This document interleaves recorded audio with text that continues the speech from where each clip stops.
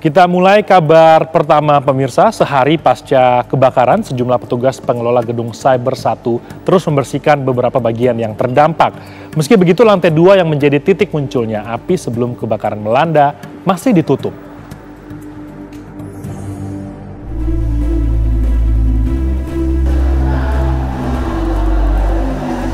Aktivitas di gedung Cyber 1 di kawasan Mampang, Jakarta Selatan berangsur normal. Namun ruangan di lantai 2 yang menjadi pusat data dan terdampak kebakaran masih ditutup sambil menunggu investigasi dari pihak kepolisian. Hingga kini, petugas pengelola gedung Cyber 1 masih membersihkan bagian gedung yang terdampak kebakaran yang terjadi pada Kamis kemarin.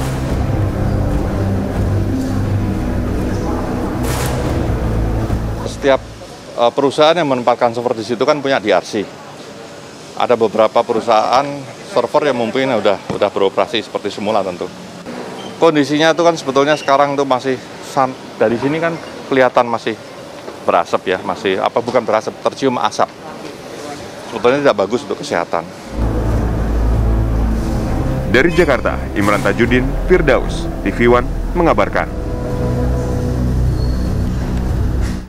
Ya, untuk mengetahui situasi terkini pasca kebakaran yang melanda gedung Cyber di kawasan Mampang, Jakarta Selatan yang terjadi kemarin, kami sudah terhubung dengan Yasin Idris di lokasi. Yasin, olah TKP direncanakan digelar siang tadi. Apakah sampai dengan saat ini masih berlangsung? Ya, masih berlangsung Imran dan juga pemirsa. Tadi dimulai pada pukul 14 waktu Indonesia Barat sampai dengan saat ini masih berlangsung. Itu di belakang saya juga untuk akses masuk menuju ke lobi pun sudah diperketat, tidak diizinkan lagi untuk aktivitas yang terlalu longgar. Tadi kami juga sempat memantau tim Puslapfor ini juga sempat menggali informasi kepada pihak pengelola dari gedung ini untuk dimintai keterangan. Kemudian nantinya yang menjadi fokus adalah penyebab kenapa terjadinya kebakaran di lantai 2, dikarenakan tempat itu merupakan ruangan vital. Di situ adalah terdapat server-server yang di situ biasanya banyak digunakan oleh perusahaan-perusahaan untuk menyewa server tersebut untuk menjalankan bisnis mereka. Kemudian juga ingin digali kenapa teknisi 2 korban yang meninggal dunia itu juga terdapat di lokasi itu. Apakah pada saat itu sedang terjadi proses perbaikan sistem atau seperti apa, itu yang nantinya akan menjadi fokus dari tim Puslapfor saat ini. Dan yang ketiga adalah bagaimana untuk sistem dari penanggulangan kebakaran di gedung ini, apakah beroperasi secara normal atau pada saat kejadian peristiwa ini ada yang dapat dikatakan tidak beroperasi ataupun tidak aktif seperti itu. Ada 3 fokus yang nantinya akan dilakukan oleh tim Puslapfor ini. Nah, untuk aktivitas karyawannya sudah berjalan normal, di mana mereka diizinkan untuk masuk ke ruangannya masing-masing, namun diperketat. Jadi mereka harus meninggalkan KTP. Dikhawatirkan nanti apabila tidak ada tanda pengenal, ada sesuatu barang yang tadinya bisa dijadikan untuk bahan bukti yang diganggu, maka dengan demikian dapat diselidiki siapa saja yang masuk ke dalam ruangan itu. Namun untuk lift sampai dengan saat ini masih belum beroperasi, sehingga karyawan yang sudah mulai beraktivitas ini harus naik lewat tangga darurat.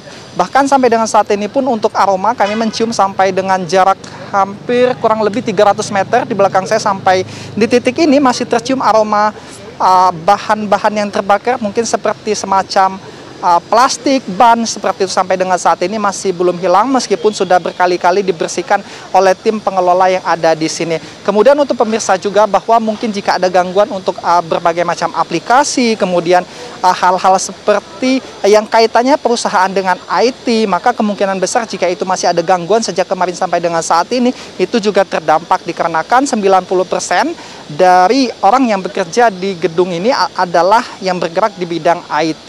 Dan ini juga melayani sangat banyak sekali perusahaan-perusahaan ternama di Indonesia. Untuk itu dampaknya juga sangat dirasakan. Seperti itu, Imran. Dari pengamatan Anda, apakah ada barang bukti yang dibawa oleh pihak Puslapfor atau kepolisian? Untuk saat ini belum kami pantau dikarenakan masih dalam proses penyelidikan, namun tadi yang kami sempat lihat di dalam lobi sudah ada beberapa yang sudah dikumpulkan seperti itu. Namun kami tidak jelas dikarenakan tadi masih ditutupi juga, tertutupi dengan petugas-petugas yang masih ada di sana. Nah, kemungkinan nanti setelah selesai ini barulah nanti kemungkinannya, namun sangat kecil kemungkinan untuk mereka ini memberikan keterangan pers. Biasanya tim Puslapor ini kembali dulu ke Polda Metro Jaya setelah ada penyelidikan, biasa nanti akan dilakukan keterangan pers melalui Humas Polda Metro Jaya. Seperti itu, Imran. Kemudian untuk korban satu lagi yang saat ini masih hidup yang dirawat di Rumah Sakit Pasar Minggu juga kondisinya masih dirawat secara intensif dikarenakan dia kemarin sempat pingsan akibat menghirup asap ataupun gas semacam beracun seperti itu. Sementara untuk duanya yang dinyatakan meninggal, satu lagi pada saat dalam perjalanan ke rumah sakit, sementara satunya meninggal pada saat di lokasi ini. Imran. Yasin, untuk dugaan sendiri apakah memang ini ada dugaan tindak pidana di sana atau ini adalah sebuah katakanlah kecelakaan begitu ya, informasi yang Anda dapatkan? Baik, nah ini ada yang menjadi pertanyaan besar. Kemarin kalau saya sempat berbincang dengan tim damkar yang ada di sini, mereka menyatakan sebetulnya di ruang server ini sedang tidak ada perbaikan seperti itu. Tapi korban yang meninggal ini adalah bagian teknisi. Nah, ini yang kemungkinan akan digali lebih fokus oleh tim Puslapor ini. Kenapa ada tim teknisi yang berada di sana yang sekaligus menjadi korban meninggal, padahal pada saat itu dikatakan untuk informasi sampai dengan kemarin itu tidak ada semodel perbaikan sistem seperti itu. Makanya ini mungkin yang menjadi salah satu fokus untuk penggalian informasi pada hari ini, Imran. Berarti untuk SOP dari kebakaran atau katakanlah untuk pemadaman kebakaran di Gedung Cyber 1 ini seperti apa sebenarnya, Yasin?